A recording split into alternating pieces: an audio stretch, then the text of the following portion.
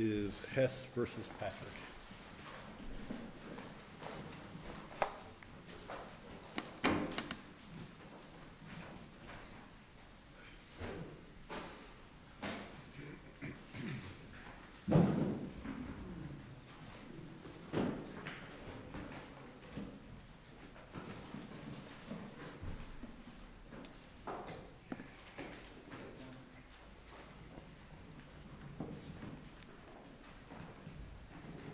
Mary, do you know if Ms. Worthington is here?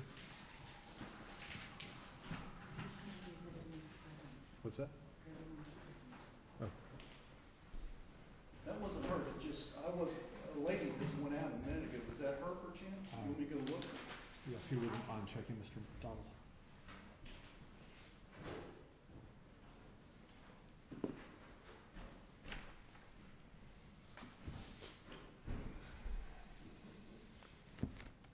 She has been found.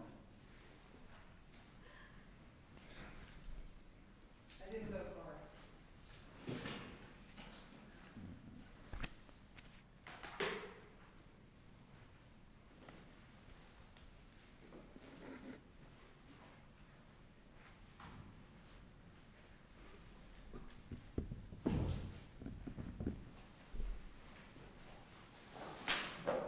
Thank you, Mr. Donald, for finding Ms. Worthington for us.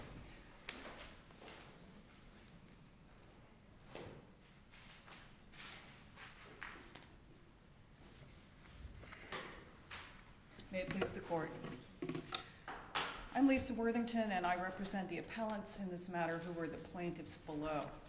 This case involves the Florida Enforcement of Foreign Judgments Act, which I'm going to call FEFJA, which provides a statutory, convenient, and economical way to domesticate a foreign judgment in Florida without having to go through the process of filing a common law action on a judgment. This case presents an issue of first impression for this court. At the outset of this appeal, it was a case of first impression for the entire state.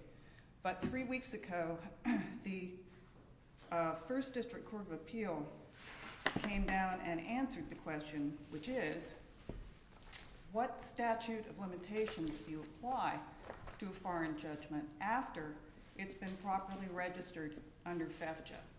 The First District said that because of the plain wording of the statute, which requires that judgments recorded under FEFJA be treated as if they had been entered by Florida courts, the First District in Desert Palace versus Wiley said we have to apply Florida law because that's what the statute says we must do. Are the terms registering and recording interchangeable? They are. At least I've been using them that way, yes. And they registered the judgment in this particular case? They did, and there's no question but that was valid. And your argument is simply by registering this judgment in Florida, it then becomes tantamount to a Florida judgment which enjoys the 20-year statute of limitations. That's correct, Judge Sleet. And as opposed to if your client were to bring an action on a judgment, you'd be subject to a 5-year statute of limitations from the date of the foreign judgment. Is that correct? That's also correct, Judge Sleet. Although we're talking about different timing for the statute of limitations.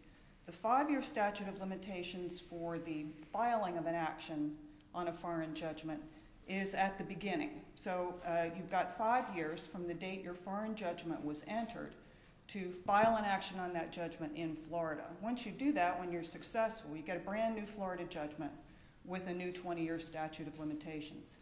Under FEFJA, as the Michael versus Valley Trucking case said, the only limitation on registering or recording a judgment under FEFJA is that the judgment still be enforceable in the rendering state. Once you record or register the judgment under FEFJA, what the statute itself says is it has the same effect and must be enforced as if it had been entered by a Florida court.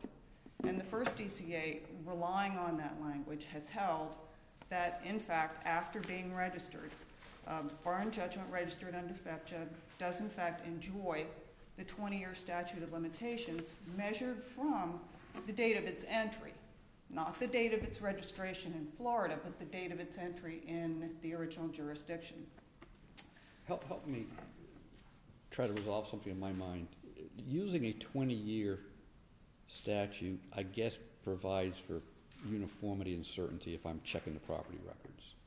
Yes. But if full faith and credit is to allow a sister state's orders or judgments to have vitality in another state, if I adopt a 20-year rule, I am giving more full faith and credit than the originating state would otherwise provide. Help me reconcile that tension.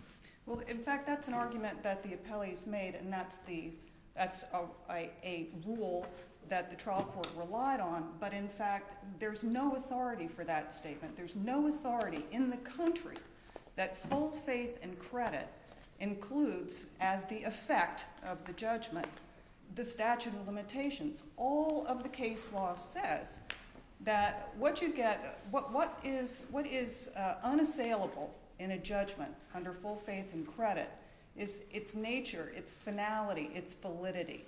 What all the case law says is, and what the United States Supreme Court says, is that forum states can apply their own statutes of limitations to foreign judgments as long as they treat all those judgments the same.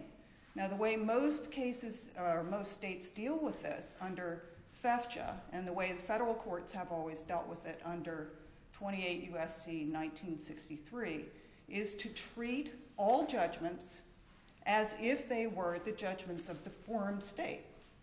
And all of the case law says, and there is not a single case to the contrary, that states are they're permitted to do that. Now, if after I file it or record it, whatever you want to call it, in Florida, I find out there are assets in Mississippi, can I take my Florida filing and bring it to Mississippi? You can if it is still, well, let's make sure that we've got the whole hypothetical going. Let's say you have. The 5 years has passed in Arizona. In Arizona. I'm into 15 years left. I find assets in Mississippi. Can I bring my Florida filing to Mississippi, and I could get a lien on assets there? Not without doing something else first. Okay. Now, what the first DCA, the facts in the first DCA case, Desert Palace versus Wiley, in fact, were very similar to your hypothetical. They had a judgment that originated in Nevada. They were trying to enforce it in Florida. Time was running out. And in that case, they actually brought a new action on their foreign judgment. They ended up with, or they were supposed to end up with, a new Florida judgment. They would have been able to take that judgment to another state. That's a common law. That's exactly right, and that's not this case. Okay. Here, if Dr. Patrick moves his assets to another state, the Hesses are outside of the 5-year statute of limitations for bringing an action on their foreign judgment. Their judgment is not enforceable in Arizona anymore. They're simply out of luck. Okay. So if they can't collect from him in Florida within 20 years from the date their judgment was entered in Arizona, they're out of luck. Okay, they just can't shop this filing in each of the 50 states where there may be assets. Absolutely not. And in fact, there's a case on it out of, I think, Kansas, the Tanner case, where in fact, the creditor tried to do just that. They had a Kansas judgment, they recorded it under Missouri's version of UFJA, and then they tried to say that that was a new Missouri judgment that they could then re-record in Kansas, and that's just not true. But under the statute, as I understand it, this doesn't, whatever happened in Arizona never becomes a Florida judgment. It is just for convenience. The Arizona judgment sort of just gets into the public records. It is not a common law device of domesticating a judgment. It's not the common law action, and the difference is that instead of getting a brand new Florida judgment with a brand new statute of limitations, what you get is a judgment that for all purposes is to be treated as if it were entered by a Florida court. Then why would you even do an action on a judgment? Because an action on a judgment obtains a new Florida judgment which enjoys the 20-year statute of limitations. What you're saying is you can just simply record it, I get the 20-year statute of limitations. But Judge Sleet, you only get 20 years from the date of your judgment, and the longer ago that was, the less time you have to enforce it in Florida. I'll give you a concrete example. Let's say you've got a judgment from New Mexico, which has a 14-year statute of limitations and you can't renew it. Let's say that you've been pursuing your debtor in New Mexico and he doesn't have any assets there. Let's say that towards the end of that judgment, maybe even in year 14, he moves to Florida. If you go after him in Florida and all you do is register your judgment under FEFJA, you only have 6 more years, right? 14 plus 6 equals 20 to pursue him in Florida. And as you can see from this case, that might not be enough. I mean, we've been at it now since 2006 and we're still not there.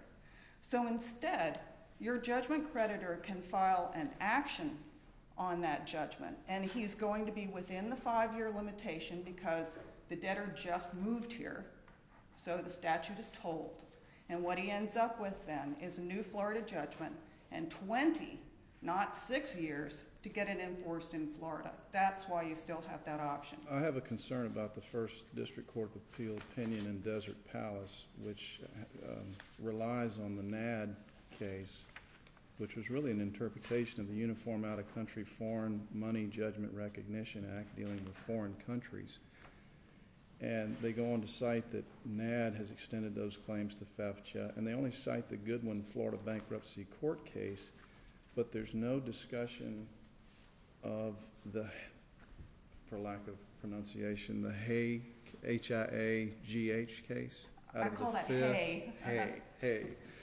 Well, Hay specifically holds registration of and proceedings to enforce a foreign judgment are derivative of the original judgment, are therefore subject to the limitations periods in the jurisdiction where the judgment was originally rendered. That is a pretty clear holding for FEFJA, as opposed to an aside by the Supreme Court in the NAD case. So I'm just concerned because there is a Florida Appellate Court opinion that specifically holds that there's a difference between recording or registering versus action on a judgment. And recording and registering, you're subject to the originating state's statute of limitations. With respect, Judge Sleet, that is not a holding. That's dicta in the Hay case. The Hay case did not hold that. What the Hay case said was that the complaint against Hay in that action was not a filing under FEFJA. It was, in fact, a complaint. It was an action on a judgment. And that action was barred by the 5-year statute of limitations in 95.112A. The statement in Hay that's based on the 4th District's opinion in Michael versus Valley Trucking is not a holding at all. It's just a statement. And if you read the 4th District's opinion in Michael Valley Trucking, upon which Hay is supposedly based, what Michael says is, after the judgment has been recorded or registered under FEFJA, it's subject to Florida law. It's subject to Florida lien laws, and what Michael Court says is the difference between the action on a judgment and the filing under FEFJA is that you don't get a new judgment with a new 20 years. What you get is a judgment with the remainder of 20 years measured from the date that your judgment was originally entered in the rendering jurisdiction. That's what Michael says. I believe that the appellant asserted, and the trial court also cited, the case, 4th District case of the Tax Commissioner of New York versus Friona, which also has odd language in it, and that's not a holding either. The language in that case is the statute of limitations for a FEFJA judgment is 20 years or the statute of limitations in the rendering jurisdiction, whichever is shorter. That statement, which is not a holding, it's merely dicta in that case, came out of thin air. As I indicated, I think the Hesses went through a pretty thorough analysis of the cases that Friona and Hay supposedly relied on, and none of those cases support that dicta.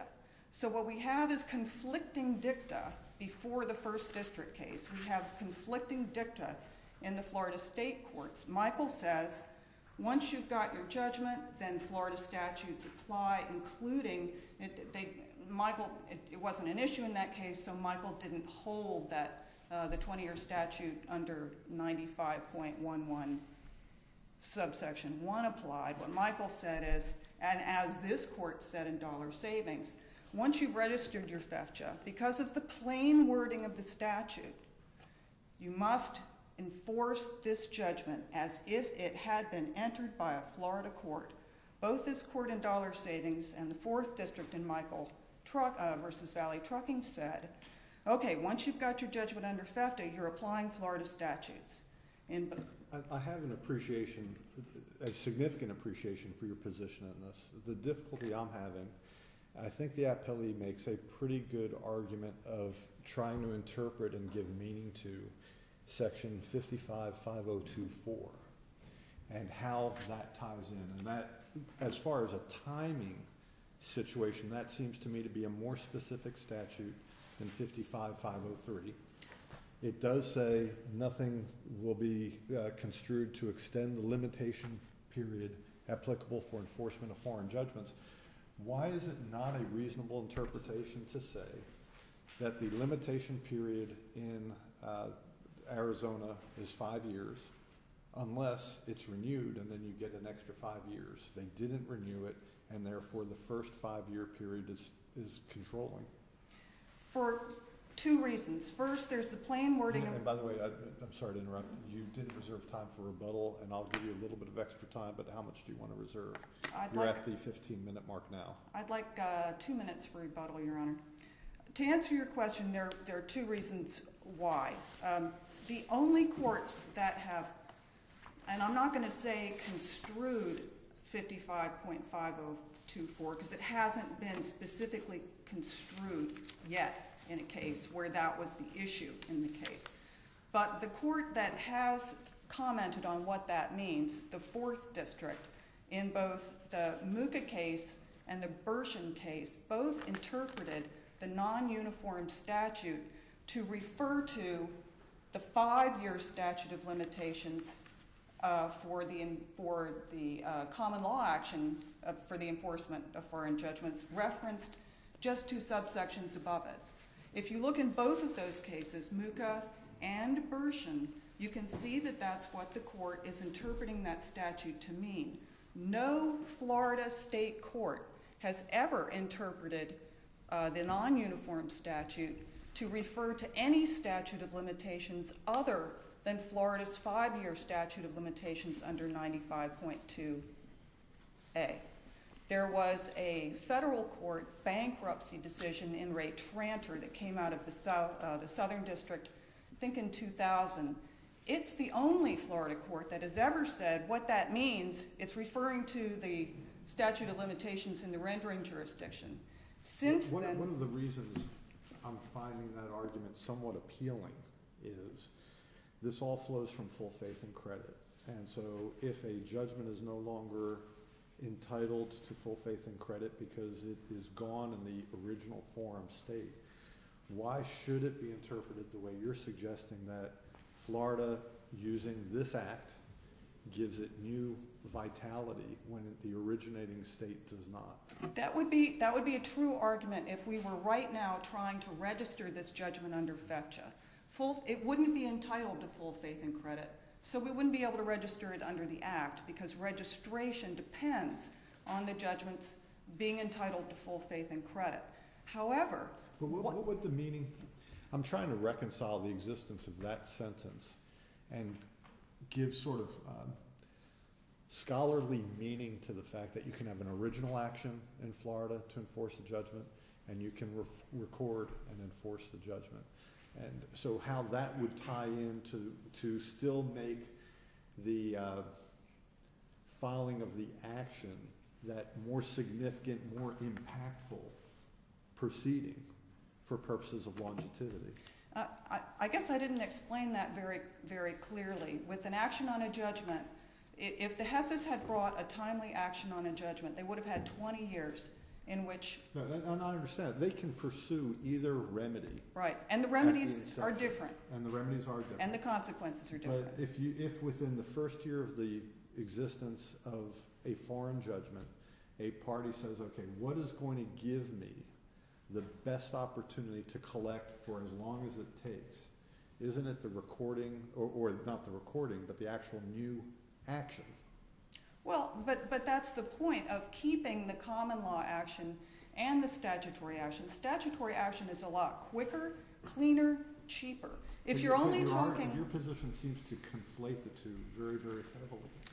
And I'm not sure that, I'm not sure ultimately how I feel about this, because I think it is a very interesting case, and you've both made excellent arguments, but your position seems to conflate the two much more than the appellee's position. Well, I think only if you're looking in this case where the recording of the judgment was only 3 years out from the entry of the judgment in Arizona. If you've got a case where, like the example I used, where your judgment was entered a pretty long time ago, and you're left with not very much time on the back end to enforce it in Florida, you're going to go for that new 20 years because that's going to give you, just as you were saying, that's going to give you the best remedy. In this case, there really wasn't that much different. In other cases, there could be a lot of difference where the common law judgment is really going to be your best bet because it gives you more time. Your 2 minutes for rebuttal now. I'm going to take one more minute out because if I'm not making my point now, I'm not going to make it on the back end. The trial court's ruling limits the directive that this court has found in dollar savings to be literal, that a judgment registered under FEFJA is to be treated as if it was a judgment of a Florida court. If the legislature had wanted to make an exception, like Washington did, it could have done that, but it hasn't. And I want to go back to the point that no Florida state court has interpreted the non-uniform section in a way that the trial court did. In fact, it interpreted in the way where it refers to the 5-year statute of limitations for the common law action on a judgment. Thank you.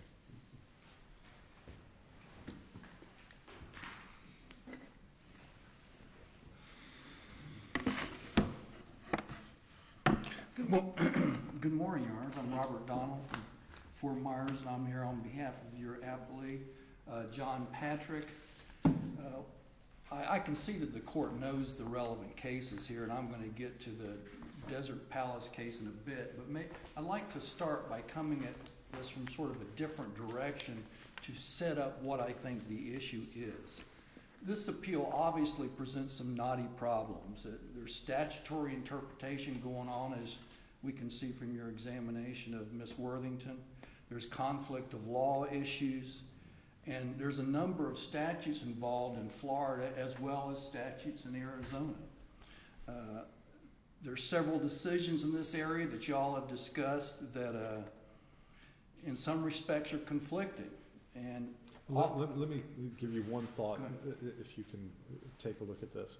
It would be easy to reverse this case and say that 55-503-1, which says the judgment shall be enforced as a judgment of a circular county court. And under Chapter 55 and other statutes, we know it becomes a lien on real property for a period of 20 years. So it would be pretty easy to just say, that's what it is, and many of the arguments that Ms. Worthington posits is supportable. The real question becomes one of intent and legislative intent, and how do we discern that from, as you all are presenting it, a statute that is not clearly worded for this circumstance? Okay, there was a question That's there. that's a long question. I mean, that really encapsulates It started the whole with thing. what, I But think. I'm trying to figure out. 55-5024. Let me just tell you, I came problem. into this case believing that the recordation does exactly what Ms. Worthington says it does, that it becomes enforceable as a Florida judgment, as if it were a Florida judgment. I think you've made some really interesting and well thought out points as far as that isn't really what the statute does. And I'm having a hard time reconciling those two positions with the cases and with the wording of the statutes. Okay. So I'm throwing my hands up, Mr. Donovan. Going back to your original question, would it be easy to reverse this case on the basis of the statute Ms. Worthington refers to? The problem with that is what she doesn't take into account is 55.5024, as well as a fair amount of law. Remember, this is a uniform act, so there's law on this from all over the nation, as well as on Florida law. Let me try to set up where I think we disagree. What we agree on is this, that in 2003 they obtained a money judgment against Dr. Patrick out in Arizona. They did a UEFJA, and maybe that shows our disagreement. She calls it FIFJA, I call it UEFJA, but it's the same thing. Registration in Florida in 2006. 2008, Arizona's 5-year limitation on enforcement of judgments expired. They did not renew the judgment as they could have done, and it cannot be renewed now. We all agree on that. I think up to this point we're all in agreement. In 2012, they moved for execution in Florida.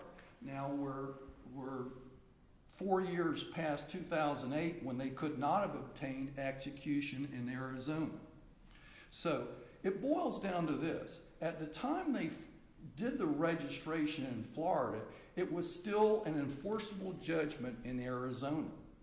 The problem is it then became unenforceable in Arizona after they did the registration. In this case, to really sort of summarize what I think the ultimate position that you have is, you have to maintain the viability of the judgment in the originating state no matter what, if you want to enforce it in another state under the Foreign Recording Act. The registration does not make it a non-Arizona judgment. It's still an Arizona judgment that's being enforced in Florida, subject to the laws of Arizona. So using the 5-year period for Arizona, in the 4th year and 11th month, if they found assets in Florida for the debtor, they really couldn't effectively use the Enforcement Act unless they also renew the judgment in They Arizona. they could renew the judgment or bring an action on the judgment. But we don't have the separate. I know. I mean, they could have done either one of those things. But if they've determined there are no longer any assets in Arizona, and now we know there are assets in Florida, if they don't learn this till the 4th year, 11th month, they still have to renew, ultimately your position is they have to renew the Arizona judgment, or else they risk losing enforceability. Or bring an action on a judgment in Florida. You can bring an action on a judgment, and thereby, because an action on a judgment makes the foreign judgment the cause of action. You have a civil proceeding with all the trappings of a civil proceeding that results in a Florida judgment and a merger, so the Arizona judgment goes away, you now have a Florida judgment. But it's interesting that subsection 4 talks about not modifying the limitation period. It doesn't talk about the enforceability of the already existing judgment, whereas 55.503 does, by saying, okay, now it's enforceable as a Florida judgment. Did you say it does not refer to enforceability? Yes. Okay, I'll quote you 55.5024. Nothing in Florida's version of UEFJA, quote, shall be construed to alter, modify, or extend the limitation period applicable for the enforcement of foreign judgments. But in terms of the limitation period, it doesn't talk about viability or maintaining the original judgment. I mean, I understand your interpretation is well implicit in it. It does. And you're correct. I used the word enforcement. I should have used the word viability. Okay. It doesn't refer to viability. It does refer to enforcement.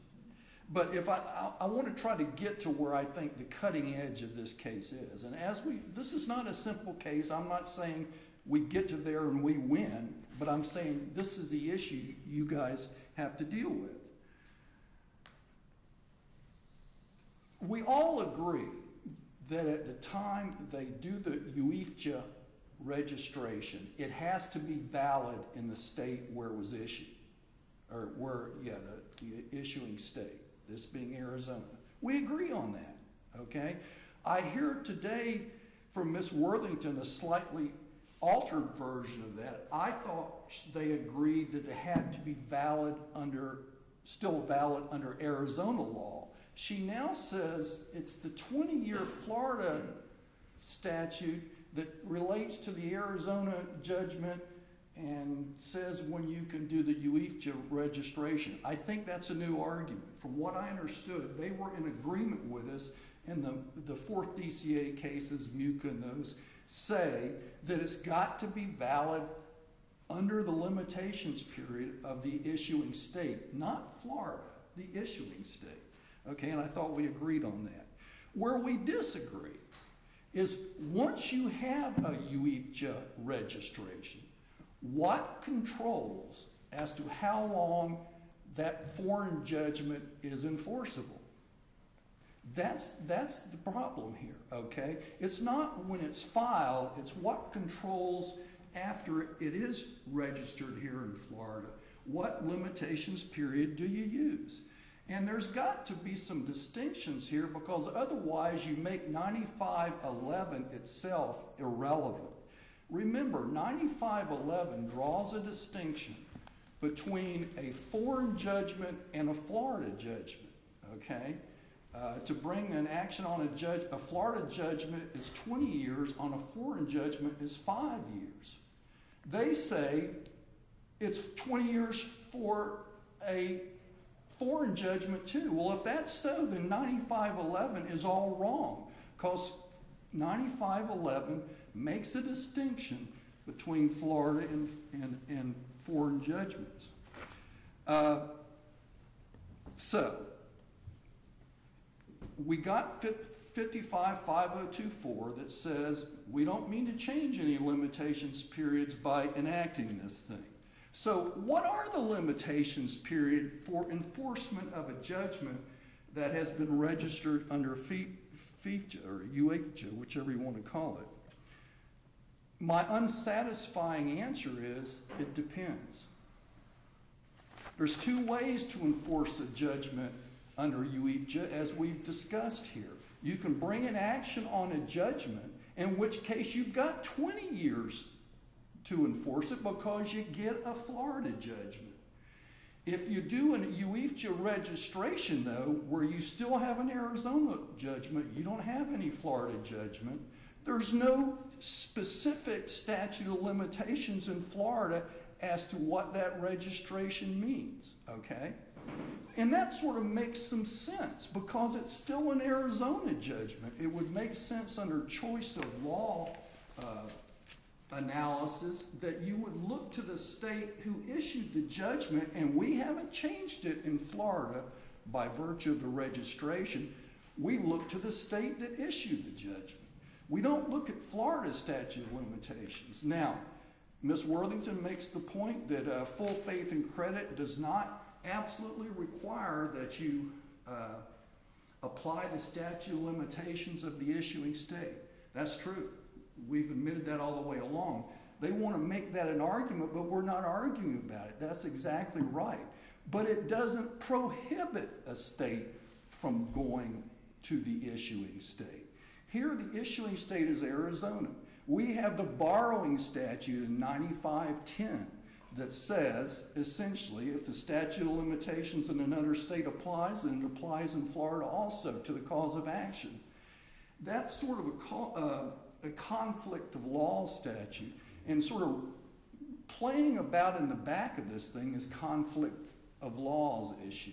And the way we usually avoid conflict of laws in statute of limitations cases is by these borrowing statutes. So we don't get into a dispute as to whether Florida or Arizona law applies. Florida leaves the battlefield and says Arizona law applies when the cause of action arises in another state. Well, the cause of action is the judgment. It's in Arizona. You got to look at Arizona law. That's basically our argument here. And there are 3 or 4 cases that have pretty much accepted this argument. There's the In re Tranter case, which is a bankruptcy case. Lord knows why a couple of cases here are bankruptcy cases. Who would think bankruptcy judges would get into this? But apparently they do. Tranter was exactly the same situation as we have here. It was a Kentucky judgment that was registered in Florida under a UEFJA.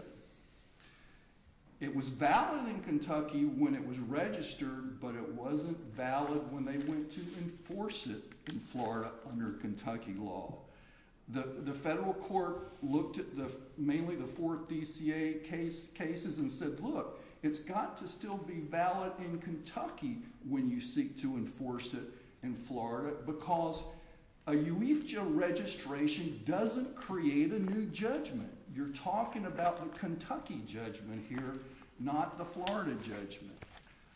There's the Stokely Holdings case, which the trial court mentioned in its judgment from Michigan, dealing with a UEFJA registration in Florida, same circumstances as here, and the Michigan court said it had to be enforceable in Michigan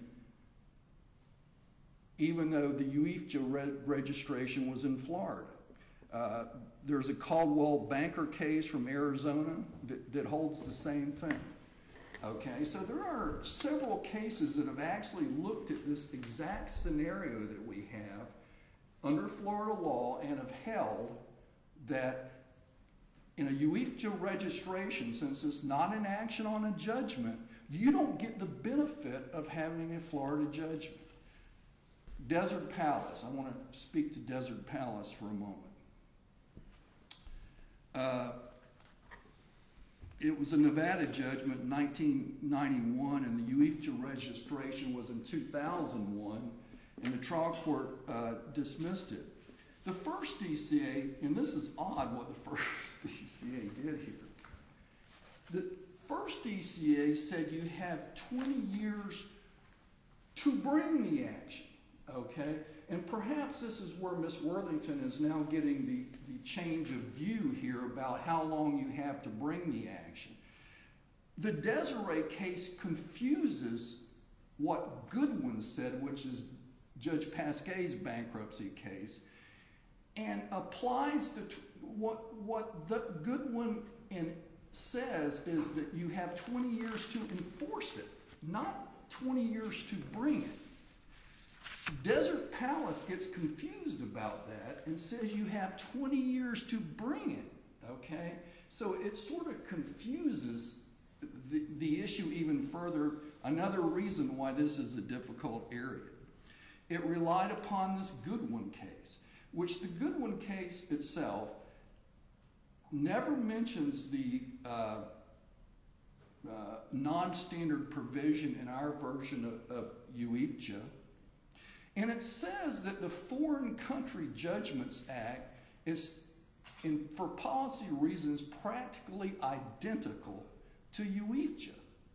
And that is just plain wrong. I mean, UEFJA is founded on full faith and credit. It assumes that the underlying judgments from an American jurisdiction where we all pretty much have the same law and are guided by the same United States Constitution.